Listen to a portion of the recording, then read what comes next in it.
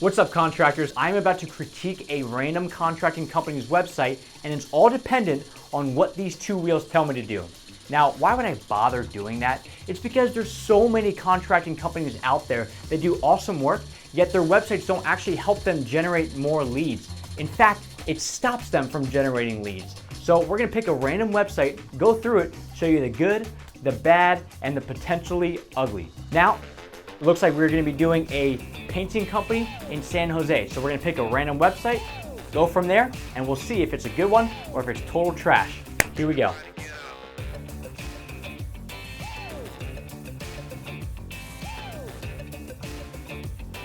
All right, so we got painters in San Jose. Now, what we wanna focus on is really going for people who are high up in Google, because if you're past the first page of Google, there's no chance of actually getting clicked on. All right, so let's go for somebody high up.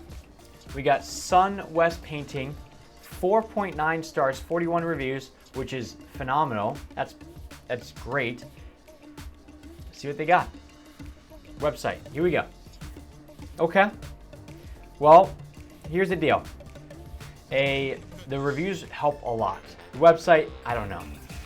The website as a whole, there's a lot of stuff to look at, right? You've got my account, schedule now, request more info, make a payment. Then you have all these buttons. I mean, it's like one of those billboards where you look at the billboard and there's so much stuff going on, you don't know what to look at. And it's like an overwhelming effect. You don't want this amount of information to throw people immediately, right? There's a way to like go through it all and actually organize the website, but this is a lot, okay? And then also like with this, you can't even read that, so that doesn't make any sense. Let's just keep going down the page and I'll show you what I mean by a lot of this stuff. What do you want to have done? 1, 2, 3, 4, 5. There's 6 different options. I mean, I can't imagine that anybody's not going to come in and immediately go to deals, right? Current promotions. Painter for a day special. Love that. That is, so what a painter for a day is maybe you got a couple different projects or you got one big one. We will send a painter out to your house to do whatever it is that you want for a full day for $510.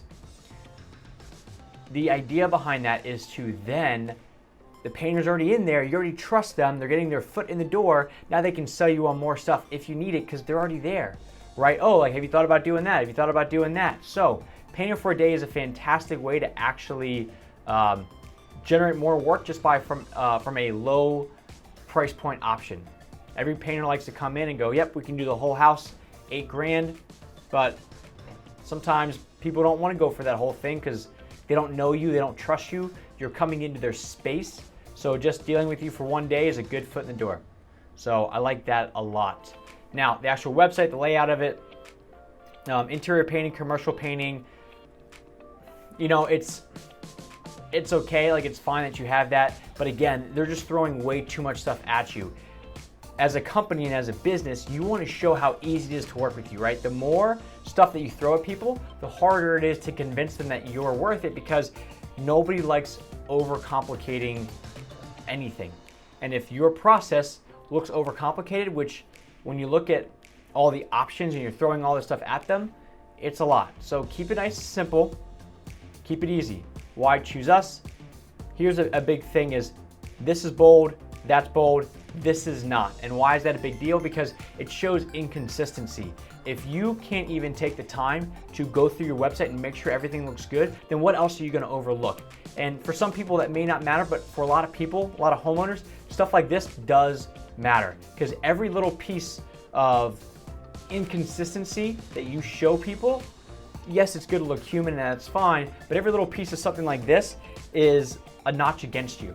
It's kind of like, imagine, you know, you're a hiring manager at a company and somebody submits a resume and it has a couple of grammatical errors. And you're thinking, okay, this piece of paper is supposed to be the highlight of your entire life and you can't even check it over to make sure that there's no grammatical errors. So make sure that the website is perfect when it comes to little needless issues like this. All right, a couple of testimonials, I like that. Shows some social proof. And then coming down, a video testimonial. Videos are big. You can get videos in your website, you're gonna kill it. So I would say that overall, the content here is solid. It's just the layout is it's a cluster, okay? It's too much spaced out.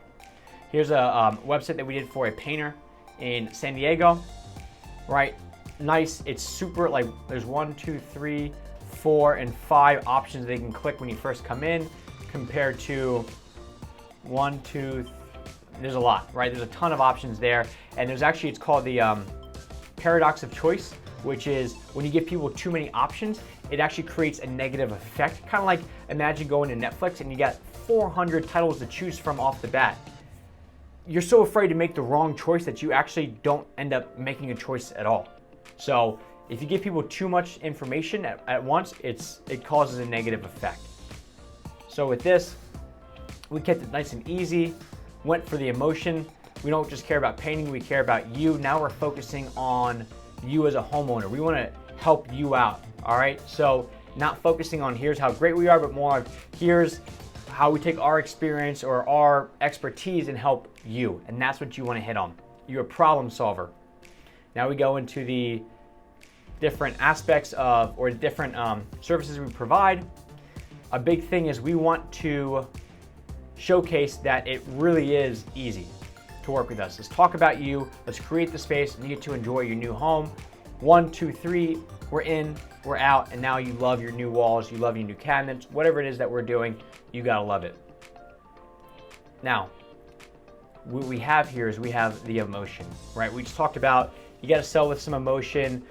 You're really, as a contractor, you're just a means to an end, okay? Yes, people want their walls done, or yes, they want something, painted, but you got to think about why. Why are people doing this? Are they about to have big Thanksgiving dinner and they don't want this old lime green wall or the paint to be something that's going to embarrass them when all their family comes over?